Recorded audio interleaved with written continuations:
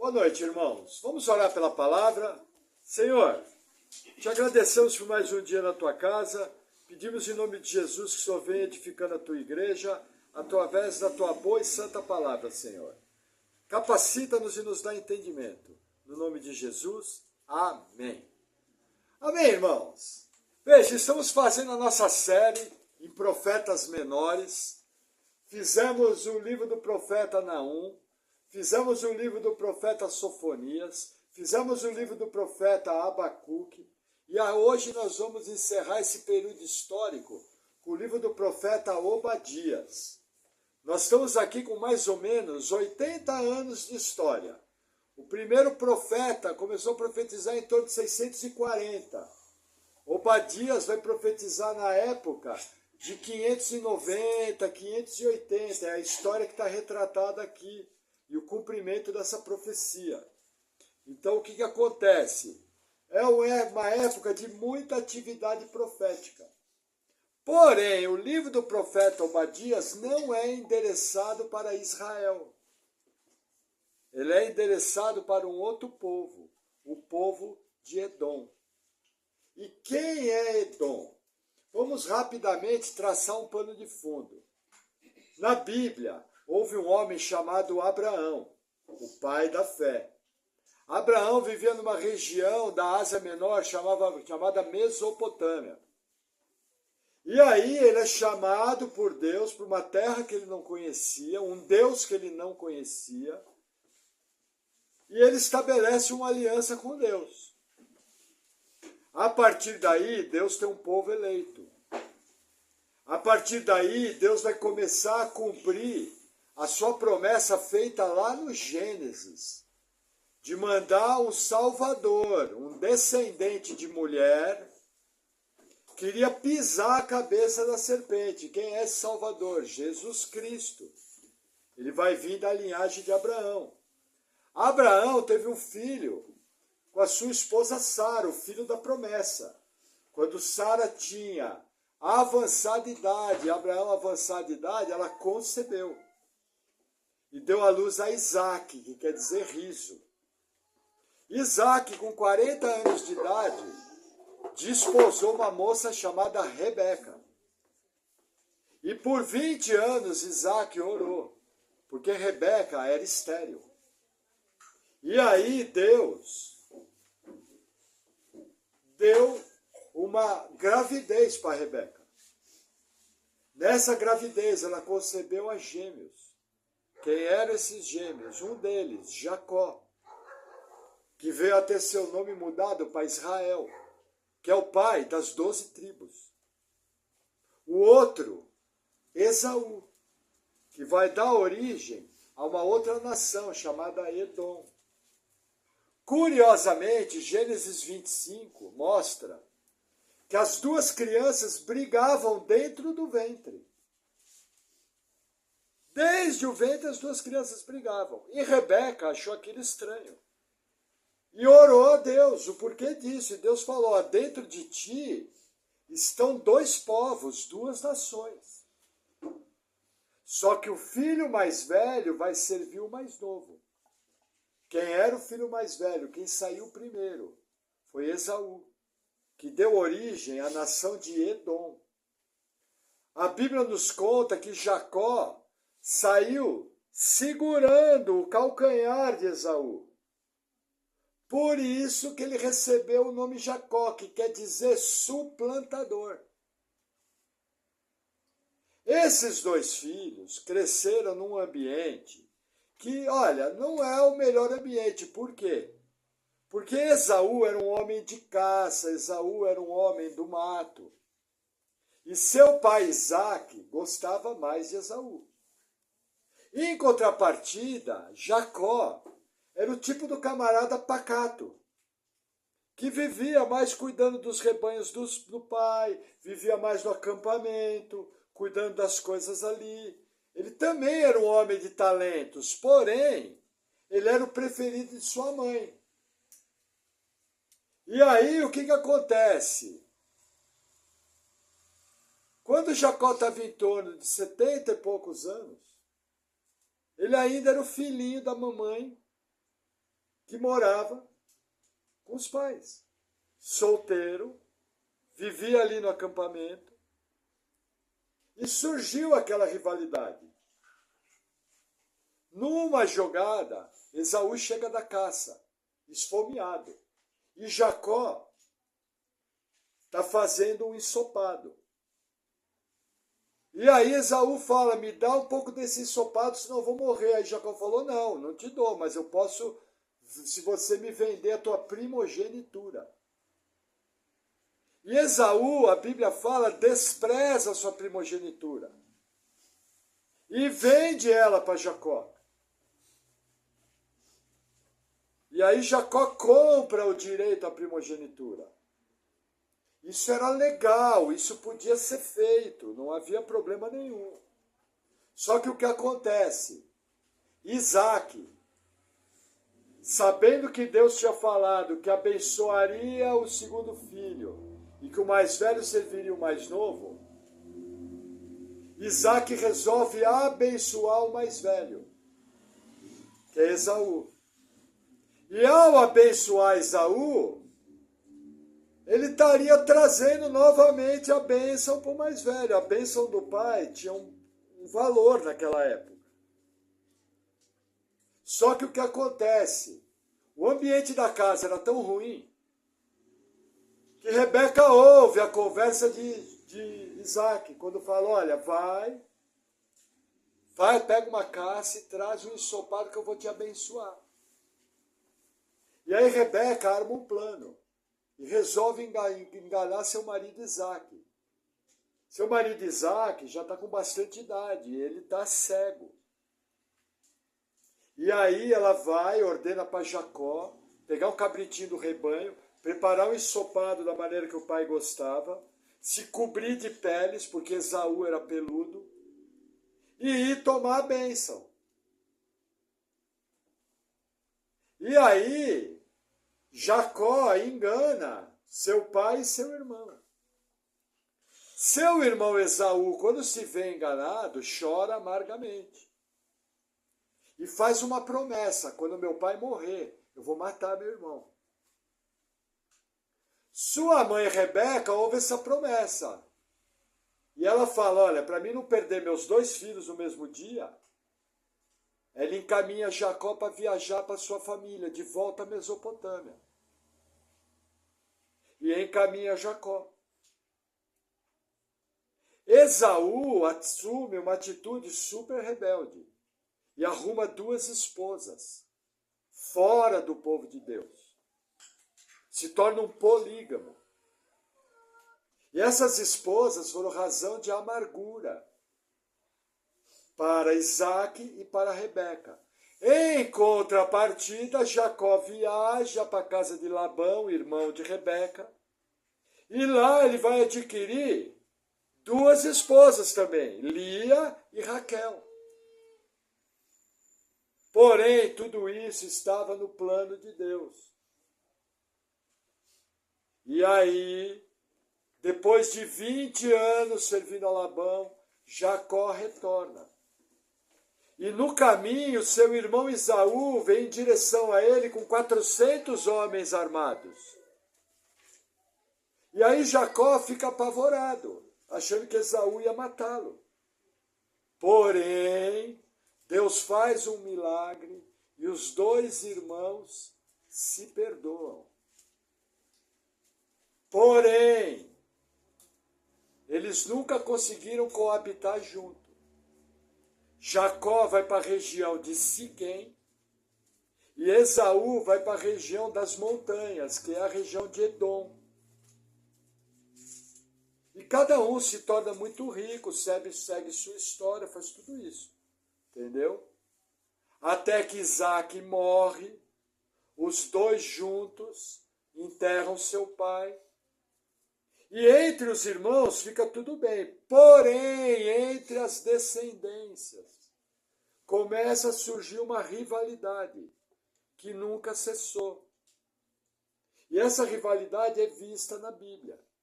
Por exemplo, 400 e poucos anos após essa história, Moisés está sendo usado por Deus para retirar o povo do Egito. E eles precisam passar pela terra de Edom. E aí Moisés manda mensageiros e fala, olha, nós vamos passar apenas pela estrada real. E toda a água que nós bebemos, nós vamos pagar. Então eu peço autorização para passar pela estrada real. O rei de Edom fala, não, aqui vocês não vão passar. Se vocês pisarem no meu território, eu vou atacar vocês com o exército, vou matar todo mundo. Aí Moisés é obrigado a dar uma volta enorme, porque Deus proibiu deles entrarem em combate com Edom naquela época. Não bastasse isso, a rivalidade dos povos foi crescendo. E Edom começou a realizar, sempre que podia, maldades contra o povo de Israel. Uma delas é o seguinte, segura com a sua mão aí, o livro de Obadias, vira algumas páginas, você está do lado do livro de Amós. Vamos em Amós, capítulo 1. Versículo 11. Para você ter um exemplo. Deixa marcadinho Obadias, vira algumas páginas, Amós 1. Versículo 11. Diz assim. Assim diz o Senhor, por 3 transgressões de Edom, e por 4, não retirarei o castigo, porque perseguiu a seu irmão à espada, e aniquilou as suas misericórdias, e a sua ira despedaçou eternamente, e conservou a sua indignação para sempre. Por isso, porei fogo a Temã, e ele consumirá os palácios de Bosra. Pode voltar em Obadias. O que Amós nos mostra? Anos antes de Obadias, Amós nos mostra que o povo de Edom guardou rancor contra Israel. E esse rancor se manifestou em atitudes contrárias a Israel, em toda a história bíblica. Essas atitudes provocaram a Deus. E Deus, num determinado momento, exerce juízo contra Edom. Só que como é Deus, lembra, primeiro ponto, decreto. Segundo ponto, profecia bíblica, avisando. Terceiro ponto, providência de Deus realizando. Decreto, profecia, providência. Os atos de Deus. E aí quem é o profeta usado para profetizar contra Edom? Obadias. Agora, qual é a maravilha? Obadias é mais um daqueles livros que o seu pastor gostaria de chamar a Epístola de Obadias, porque tem tanta coisa boa envolvida. É um pequeno livro de poucos versículos, de uma riqueza enorme. Eu vou tentar nessa noite trazer alguns ensinamentos para vocês tão importantes desse livro. Amém? Amém. Deixa eu ajeitar aqui. Então vamos lá, Obadias 1. É apenas um capítulo, mas vamos lá. Versículo 1. Visão de Obadias. Assim diz o Senhor, Deus, a respeito de Edom. Temos ouvido a tua pregação a pregação do Senhor. E foi enviado aos gentios um emissário, dizendo, levantai-vos e levantemo-nos contra ela, para a guerra. Eis que te fiz pequeno entre os gentios. Tu és muito desprezado. O livro começa falando o seguinte, olha, uma visão de Deus. Deus levantou um mensageiro. Nós não sabemos qual é a qualidade desse mensageiro. Podem ser mensageiros humanos ou podem ser anjos. Mas o foco aqui é o seguinte, Deus levantou as nações para guerrear contra Edom. Por quê? Porque Deus decretou que Edom seria uma nação pequena, desprezada entre os gentios. É um decreto de Deus. Então o livro já começa a falar, olha, eu estou levantando os povos contra vocês. E vocês não vão mais ser grandes. Vocês vão ser pequenos. E aí a narrativa continua, versículo 3. Eis que, versículo 3, a soberba do teu coração te enganou. Vamos fazer uma pausa aqui. Primeiro e principal pecado de Edom, a soberba. Irmãos, a soberba engana. Talvez a maior lição desse livro. A soberba engana. Se você permitir soberba no seu coração, você vai ser enganado por ela. Não se ache melhor do que ninguém. Você está bem, você está indo bem, agradeça a Deus e dê glórias a Deus. Porque é somente pela bondade dele, pela força do Espírito Santo que habita em você, que você está indo bem. Porque você não passa de um pecador alcançado pela graça. E se não fosse a obra de Deus na sua vida, você não era nada. E quando eu falo você, eu me incluo no meio. Não se esqueça disso. Se tem alguém que tem mais motivo para dizer que não era nada, sou eu. Então é somente pela graça de Deus. A soberba do teu coração te enganou. Cuidado. E aí a narrativa continua. Como o que habita nas fendas das rochas, na sua alta morada, que diz no seu coração, quem me derrubará em terra? Se te elevares como águia, e puseres o teu ninho entre as estrelas, dali te derrubarei, diz o Senhor. Essa passagem é muito interessante, porque Edom estava no alto das montanhas, a 1.800 metros de altura,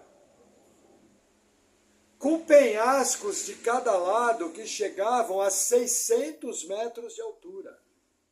Se você quer ter uma ideia, pega o nosso banner de oração e olha aquela montanha que está no banner. Aquela montanha é o Pico Paraná e o Pico Ibitirati. Olha a crista dela como é longa. Imagina uma grande cidade colocada no alto daquela crista.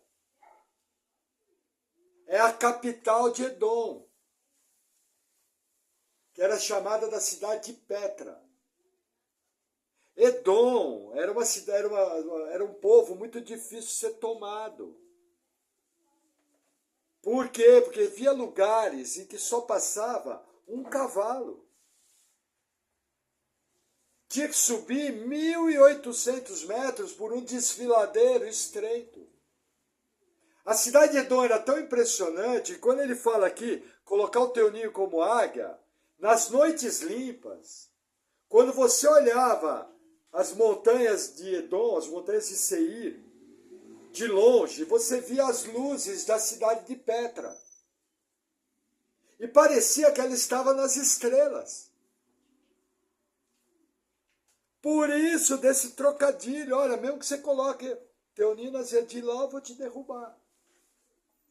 E de maneira impressionante, um povo da Arábia, os chamados Nebateus, por volta do ano 500, marcharam contra Edom e destruíram aquela terra. Fizeram o que era impossível. Por que fizeram isso? Cumprindo a profecia desse livro. Mas o que eu quero que você entenda, tecnicamente, era impossível Edom cair.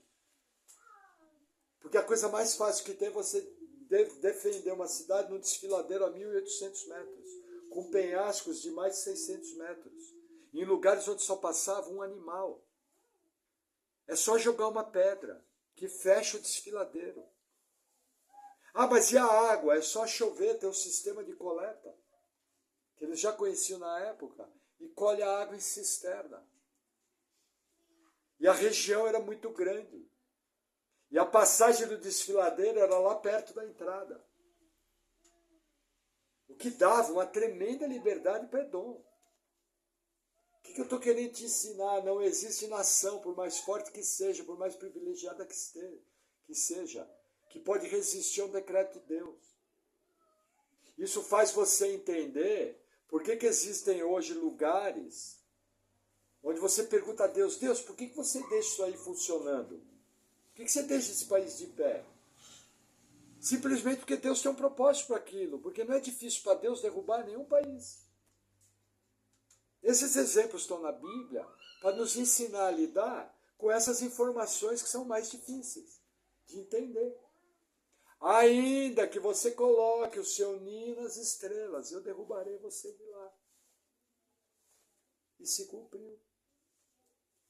Eles confiavam na sua posição. Olha a maneira que ele faz no 3. Ó, na sua alta morada, diz no seu coração. Olha para mim.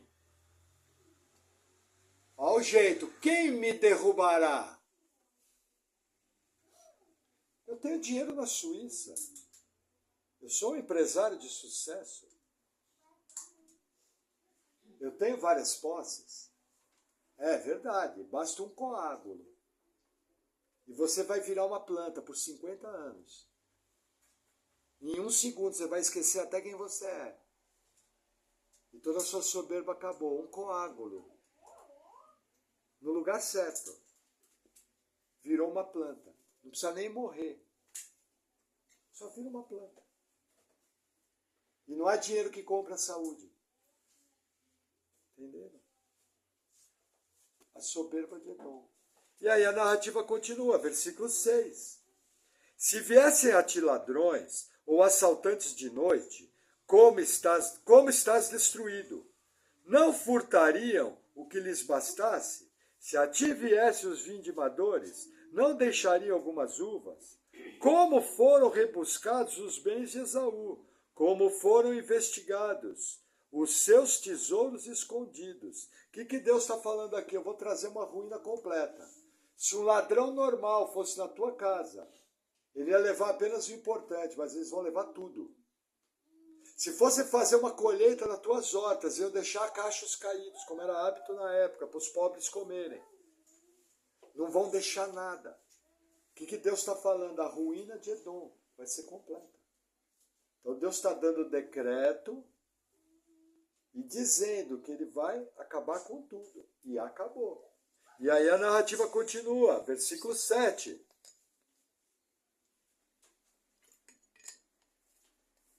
Todos os teus confederados te levarão até a fronteira. Os que gozam da tua paz te enganaram, prevaleceram contra ti. Os que comem o teu pão puseram debaixo de ti uma armadilha.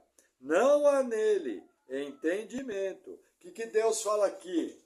Que eles seriam traídos até pelos seus aliados. Veja, Edom era muito rico, porque a estrada real passava dentro da sua propriedade. O que é a estrada real? Todo o comércio entre Oriente e Ocidente tinha que passar por Edom. O que eles faziam? Cobravam tributo. Se não pagava, não passava. Então eles eram muito ricos. E dessa maneira os comerciantes da região faziam negócios com Edom. Os povos da região faziam negócios com Edom.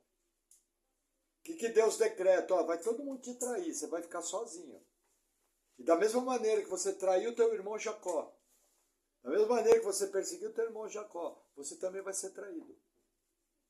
Lembra que quando nós estamos falando de povos. Quando eu falo teu irmão Jacó, eu estou falando do povo de Israel. Quando eu estou falando de Esaú, eu estou falando do povo de Edom. Entendeu? Então Edom ia experimentar da mesma traição que ele teve, de alguém próximo, que ele fez para alguém próximo. É o que o versículo 7 nos ensina. E aí no versículo 8, diz assim, deixa eu virar de lado aqui que fica melhor. Porventura, não acontecerá naquele dia, diz o Senhor, que farei perecer os sábios de Edom, e o entendimento do monte de Esaú, e os teus poderosos, ó Temã, estarão atemorizados, para que do monte de Esaú seja cada um exterminado pela matança. Olha que interessante. Essa cidade de Temã era conhecida como a cidade dos sábios. Naquela época, Edom era conhecida como uma terra de gente sábia, uma terra de gente culta, uma terra de pessoas de dinheiro, gente da mais fina grife. E aí Deus dá uma profecia contra os sábios. Lembra que no Novo Testamento, inclusive, Deus fala o seguinte, olha, confundirei os sábios da sua sabedoria. Porque a pregação do Evangelho é loucura. Então o que acontece? A pessoa que é sábia e a pessoa que é arrogante, ela vai ter problema. Irmãos, existem muitas pessoas que são inteligentes, mas essas pessoas são tolas. O que é um tolo? O tolo é o desprovido da graça de Deus. Lembra do Maradona? Que era um cara rico, famoso, conhecido, destruiu sua vida. Comia maionese com cocaína. Destruiu sua vida. Não se sabe nem direito o jeito que ele morreu. Entendeu? Por quê?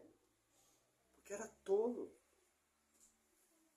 Desprovido da graça de Deus. E quantas pessoas são altivas, são arrogantes, são inteligentes. Irmãos, inteligência não é sabedoria.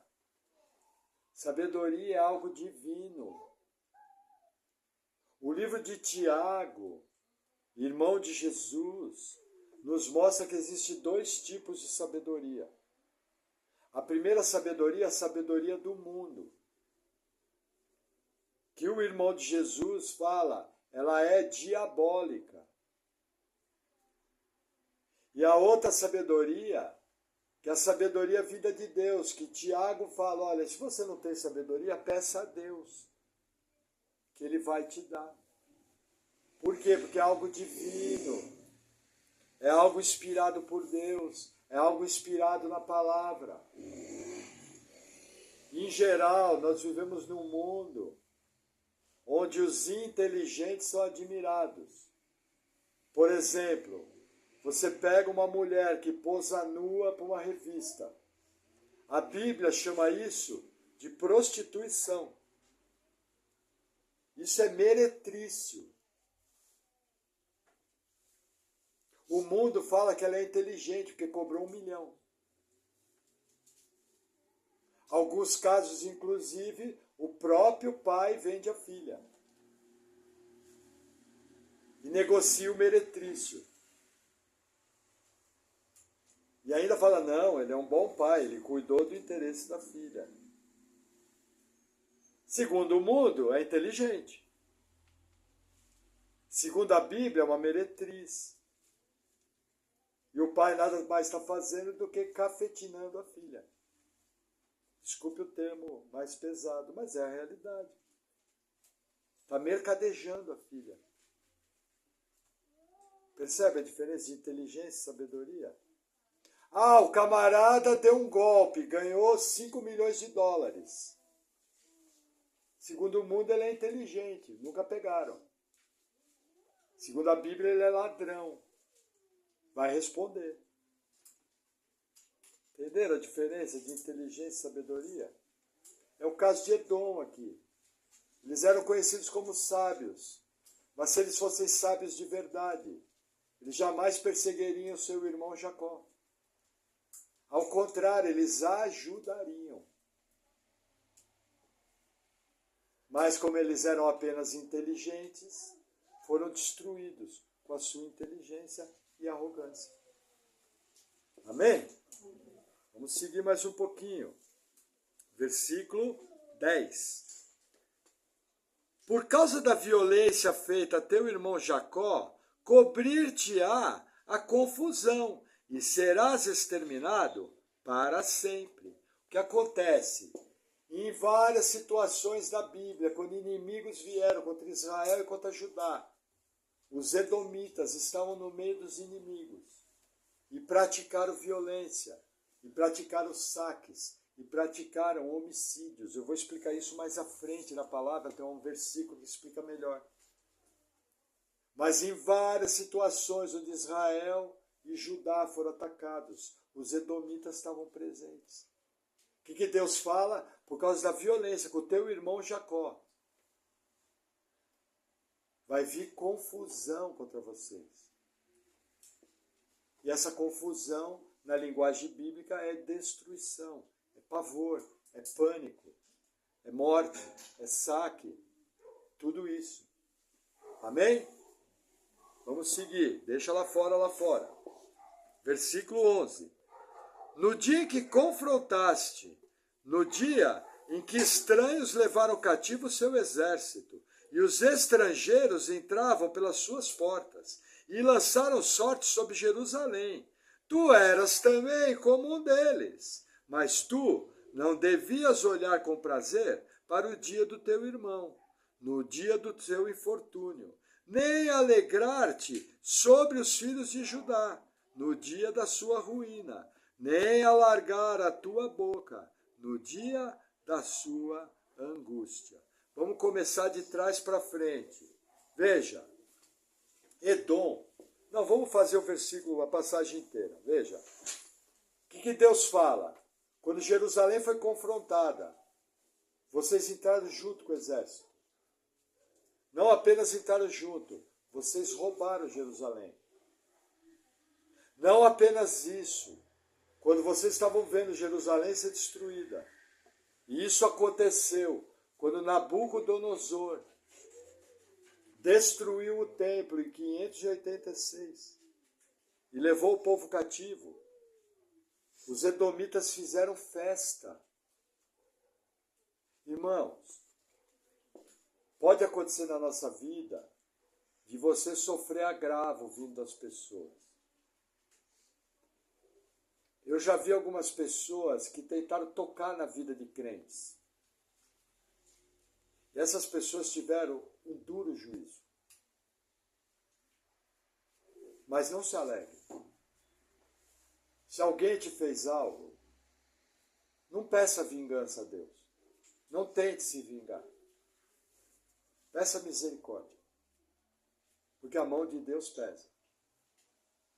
E aquela pessoa pode até ser usada por Deus no seu pecado para fazer algo que Deus quer fazer. Por exemplo, os anciãos de Israel mataram Jesus. Foi pecado. Mas eles fizeram aquilo para cumprir o decreto de Deus. Eles foram responsáveis porque o que eles fizeram porque quiseram. Mas eles só fizeram aquilo porque Deus autorizou. Então assim, irmãos, cuidado. Não fique alegre com a ruína de ninguém. Nem o seu pior inimigo. Uma das questões que Jesus fala mais aos inimigos, eu creio que um dos aspectos dessa passagem, que é muito rica, tem várias facetas, é você orar pelos seus inimigos. Ora pela pessoa, fala, Senhor, a pessoa está me prejudicando, isso aí está me dando dor de cabeça. Senhor, põe tua mão. Eu não sei o que o Senhor vai fazer, mas o Senhor pode fazer. Só o Senhor pode resolver isso, eu não quero colocar minha mão. Porque eu entendi que a vingança é sua, não é minha. Eu não quero me colocar debaixo do teu juízo, mas, Senhor, está me incomodando. Senhor, essa pessoa está fazendo fofoca. Essa pessoa está falando mentiras. Irmãos, eu conheço gente que fala mal de crente, fala as mentiras mais lavadas. Mentira na cara dura. Eu já vi gente que falou mal do crente para a família dele. Difamou. Mas aí você vai vendo, o tempo vai passando, Deus chega uma hora e pesa a mão. E a disciplina vem. Entendeu? Então assim, não tente se vingar. E jamais se alegre com a destruição de alguém. Se você vê alguém que te fez mal ser destruído, baixa a cabeça e fala, Senhor, tem misericórdia, matar em tuas mãos. Acabou. Também não precisa ser delicadoso, né? Vou levantar um pranto agora. Que tem crente que parece que você ensina uma coisa, aí ele vai morar em Marte. Entendeu? E o Adolf Hitler é arriscado da terra. E não, como morreram os valentes. Tem gente que é assim, né? Seja realista. Puxa, Senhor, o Senhor realizou juízo. Mas o Senhor é um Deus bom e misericordioso. Acabou. Entendeu?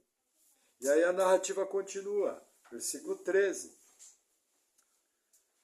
Nem entrar pela porta do meu povo no dia da sua calamidade. Sim, tu não devias olhar satisfeito o seu mal no dia da sua calamidade, nem lançar mão dos seus bens no dia da sua calamidade, nem parar nas encruzilhadas para exterminares os que escapassem, nem entregar os que lhe restassem no dia da angústia. Olha que interessante, versículo 13 fala 3 vezes no dia da calamidade. É o dia de juízo sobre Jerusalém. Mostrando que os edomitas participaram. Mas não apenas saquearam a cidade, eles fizeram uma coisa muito pior. Eles colocaram guarnições nas principais estradas. E quem era israelita que fugiu, eles paravam essas pessoas nas encruzilhadas. E ao identificar como israelita, ou eles matavam essas pessoas, ou eles entregavam essas pessoas como prisioneiros. Está entendendo o tamanho da maldade? Eles não só fizeram parte do saque da campanha militar. Aqueles coitadinhos que estavam fugindo. Você já viu refugiado de guerra? Irmãos, refugiado de guerra normalmente não tem nada. Se o cara for bem preparado, ele vai ter uma chamada mochila 72 horas.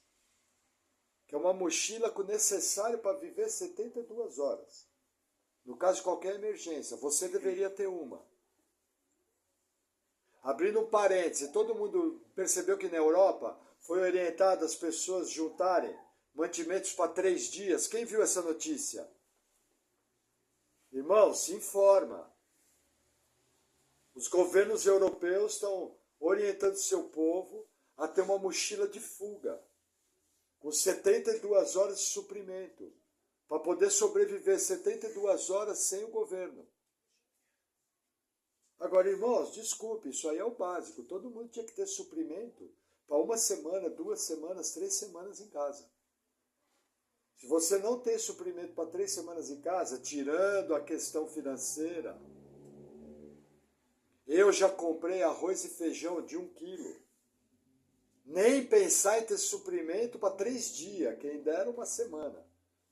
Agora, se você está com a sua vida financeira em ordem, e você não tem suprimento na sua casa para 1 mês, 2 meses, 3 meses, você está errado. Entendeu? Fazendo essa parte. Por quê? Porque quem foge de uma guerra, como esses israelitas fugiam com uma mão na frente e outra atrás, sem nada. Tiveram suas casas queimadas, tiveram suas casas tomadas.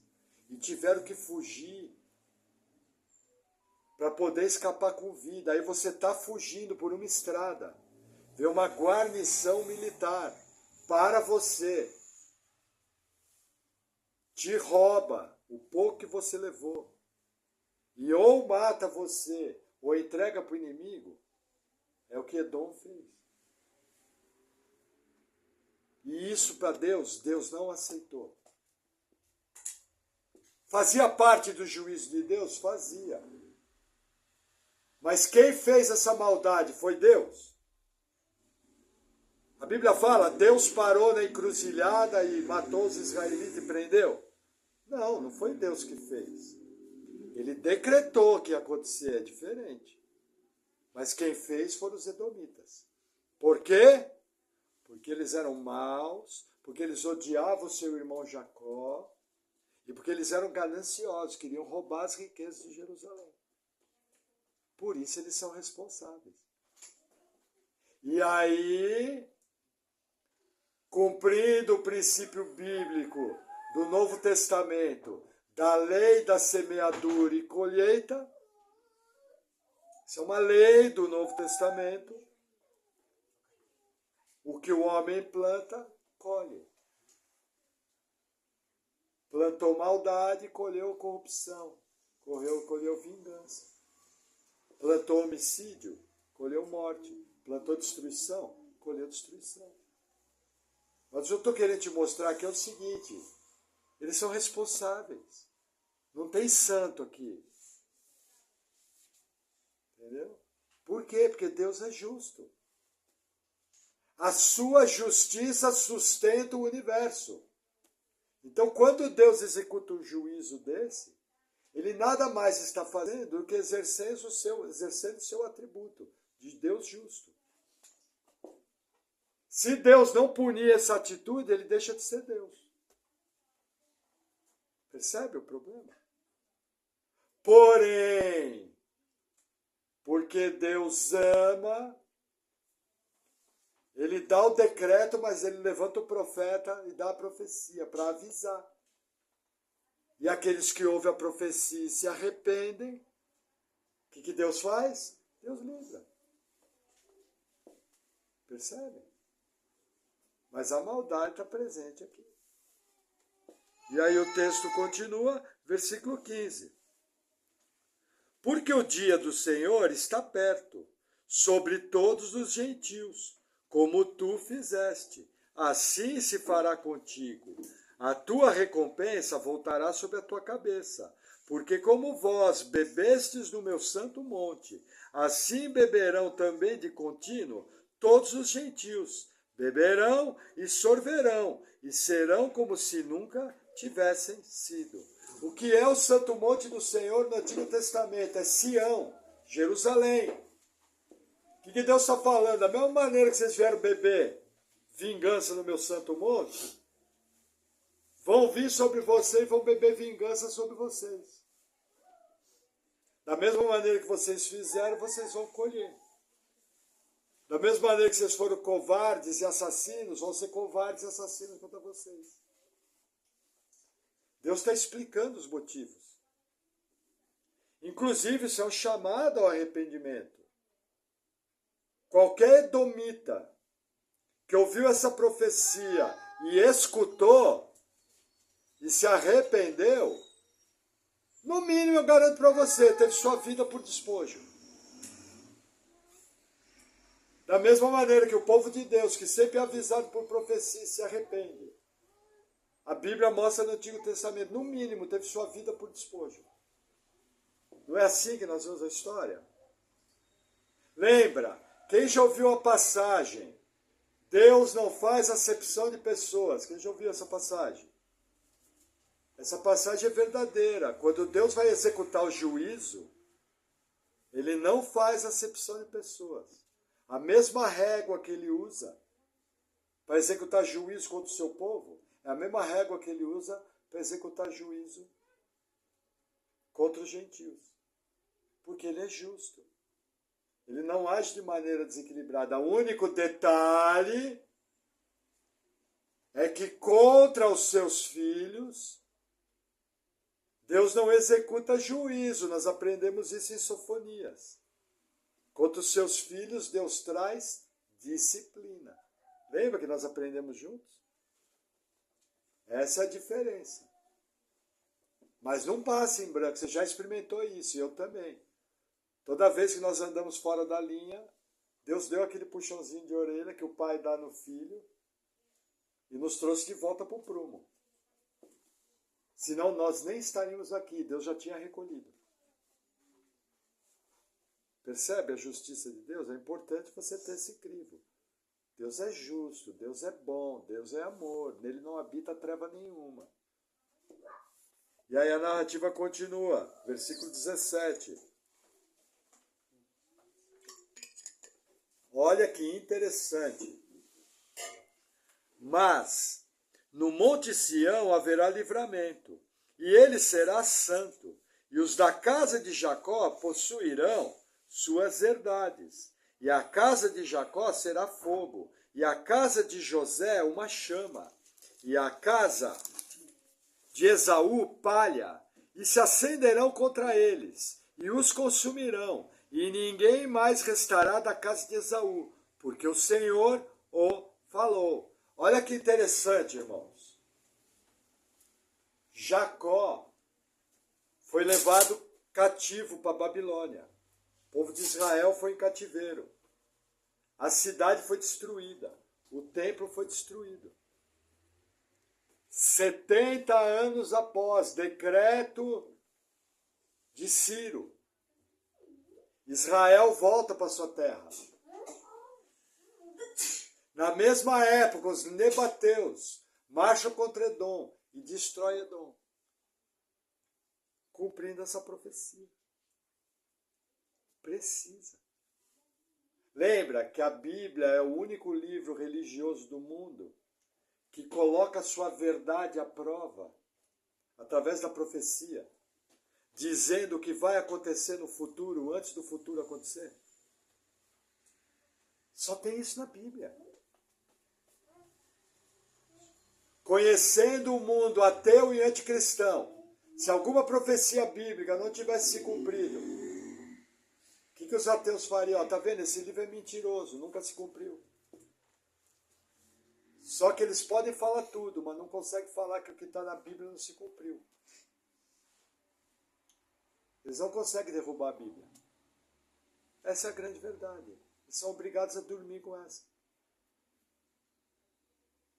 Mas aqui, nós vemos Deus, de maneira espetacular, falando, olha, Jacó vai ser levado para o cativeiro. Mas eu vou reconstruir o meu povo. Agora, de vocês, não vai ficar ninguém. Lembrando que isso aqui é poesia hebraica. Porque você vai ver no livro do profeta Amós uma frase chamada o remanescente de Edom. Aí você fala, pastor, não entendi. Num está dizendo que vai exterminar Edom. E no outro está dizendo que vai ter remanescente. O que você tem que entender? Aqui é um extermínio que vão ter alguns sobreviventes. E aqui está mostrando que vai ter gente que nós não sabemos, nem ele sabe, que tem o sangue de Edom e vai ser alcançado por Jesus Cristo. Entendeu? Só que essa nação como povo deixou de existir no ano 70. Veja que interessante. Quando os romanos marcharam contra Jerusalém, o Marechal Tito, no ano 67, começou sua campanha militar contra a Judéia. A campanha militar que veio destruir Israel. Na época mais moderna, mais próxima de nós, após a vinda de Jesus. Eles não marcharam apenas contra Israel, eles marcharam sobre todos aqueles povos. E eles destruíram completamente Edom. E aquele povo misturado que estava lá, os árabes, alguma descendência, arriscou tudo. Acabou com tudo. Para vocês terem uma ideia, a igreja primitiva mostra que a única cidade que ficou de pé na região foi uma colônia cristã chamada Pela. Na cidade de Pela, o que aconteceu? Quando houve o levante de Jerusalém, em 67, depois de Cristo, os cristãos lembraram da profecia de Jesus, não restará pedra sobre pedra. E a história da igreja conta que os cristãos fugiram de Jerusalém. E aonde eles foram se reunir? Nessa cidade de Pela. E nessa cidade eles escaparam da destruição romana. Isso é história. Não é Bíblia. A Bíblia não fala disso. Mas a Bíblia fala que eles foram riscados. Essa profecia se cumpriu em duas etapas. A primeira etapa por volta do ano 500, quando os árabes nebateus derrotaram os edomitas. Mas eles continuaram habitando a região. E a derrota definitiva, 570 anos depois, meio milênio, quando os romanos vieram e moeram tudo. Olha que interessante, se eu hoje quiser visitar Edom, eu consigo? E se eu quiser visitar Israel? Cumpriu ou não cumpriu? Entenderam? Existe teólogo que não concorda com o que eu vou falar. Mas eu creio que é correto. Eu creio que a fundação do Israel moderno é sim o começo de um cumprimento profético do Antigo Testamento. Eu tenho essa convicção, faz parte do meu ensino, e eu acho que é plenamente bíblico. Se alguém não concorda, faz parte da teologia dele. Porque você vai ouvir alguns bons autores falar que hoje em dia Israel não tem mais nada a ver. Eu entendo que Israel hoje, para ser salvo, precisa crer no Messias. Eu entendo que só existe um povo de Deus, quem é? O povo cristão, seja o judeu crente ou seja o gentio crente, como nós. Mas eu entendo que ainda existem promessas que vão se cumprir. Entendeu? Ainda existe o remanescente que vai ser alcançado pela pregação do Evangelho. Vai crer em Jesus. Isso já está acontecendo proporcionalmente. Tem mais cristão verdadeiro em Israel do que na Europa, em porcentagem de habitante. Hoje você vai em Israel, 3% da população são crentes. Na Europa, não são. Nem 3%. Crente verdadeiro, né? Não estou falando de religião. Entenderam? Mas é importante você ver profecias como essas. E aí o texto continua, 19. E os do sul possuirão o monte de Esaú, e os das planícies, os filisteus, e os das planícies, os filisteus. Possuirão também os campos de Efraim, e os campos de Samaria, e Benjamim possuirá Gileade, e os cativos desse exército dos filhos de Israel possuirão os cananeus, até Zarefate, e os cativos de Jerusalém, que estão em Sefarade, possuirão as cidades do sul. E subirão salvadores ao monte Sião, para julgarem o monte de Esaú, e o reino será do Senhor. Veja que interessante. Fazer um resumo. No versículo 18, Deus fala, eu vou trazer Jacó de volta. E vocês vão ser destruídos. E aí o texto dá um pulo profético. E vem para os últimos dias. Por quê? Porque ele mostra aqui o território que foi prometido para Abraão. O território que foi prometido para a descendência de Abraão, Isaac, Jacó. Esse território aqui nunca foi conquistado com esse mapa. O que Deus está falando? Eu vou trazer Jacó de volta. Não apenas isso, no futuro eu vou cumprir minha promessa a Abraão. E as terras que eu prometi a Abraão vão ser do meu povo. O que nós entendemos aqui? A eternidade vai ser aberta por um período chamado milênio. Ou, para alguns intérpretes que não usam essa palavra milênio, reino dos céus. Não vou discutir aqui. Na nossa teologia, nós usamos a palavra milênio. Mas você vai ouvir alguns intérpretes falando a seguinte frase. Olha, no futuro vai haver o reino dos céus. Abrindo a eternidade. São visões teológicas, mas que mais ou menos elas vão desembocar no quê? Novos céus e nova terra. E aí, na nossa visão, nós entendemos que os judeus crentes vão receber essa promessa da terra, porque ela nunca se cumpriu. Entendeu? E aí nós entendemos que como Deus prometeu lá a Abraão, Deus prometeu a outros heróis da fé, Ele vai cumprir essa promessa na abertura da eternidade. Por que eu digo isso? Que existem alguns queridos irmãos, bons teólogos, que acham que a igreja vai cumprir essa profecia. E ao todo mundo ser evangelizado, cumpriu isso. É uma interpretação simbólica. Por que eu falo isso? Você vai ouvir o Nicodemos falar. Você vai ouvir o Paulo Júnior falar. Você vai ouvir o Hernandes Dias Lopes falar, não, vai se cumprir na igreja. É visão teológica. Nós cremos que não.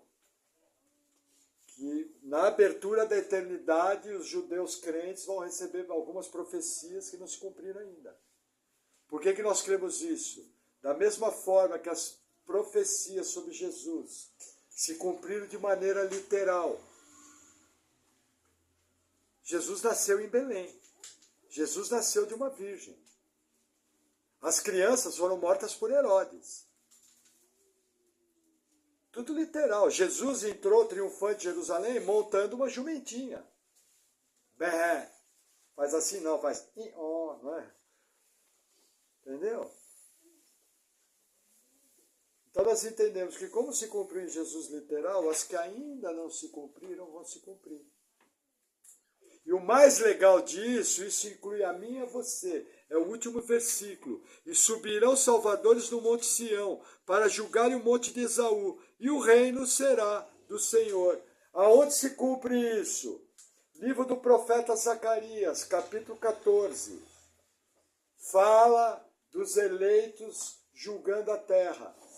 1 Coríntios 6, versículo 2 e 3. O apóstolo Paulo fala que nós vamos julgar a terra.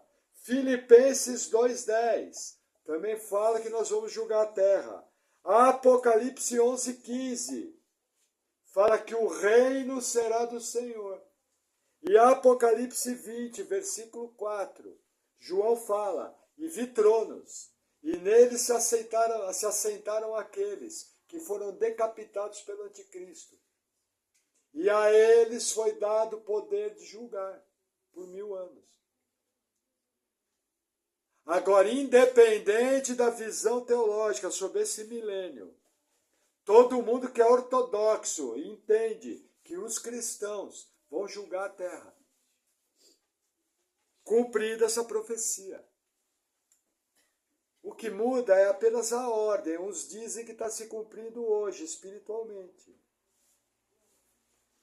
Outros, como nós, dizem que vai se cumprir no futuro, fisicamente. Mas todo mundo ensina a mesma coisa. Apenas muda a época. É que nem arrebatamento. Todo mundo ensina arrebatamento. Só que um acredita que é antes da tribulação. Outro acredita que é no meio. Outro acredita que é no fim. Existe essa margem. Muda apenas a época. Mas o que nós temos que saber, nós, todos os gentios alcançados, todos os judeus que creem no Cristo, todos juntos, somos o povo de Deus. Que além de passar a eternidade com Deus, nós vamos julgar a terra. Isso é coisa maravilhosa.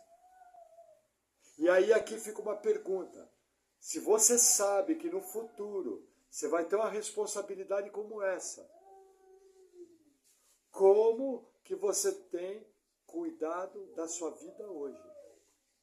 Como que você tem andado em temor e tremor diante de um Deus que é santo?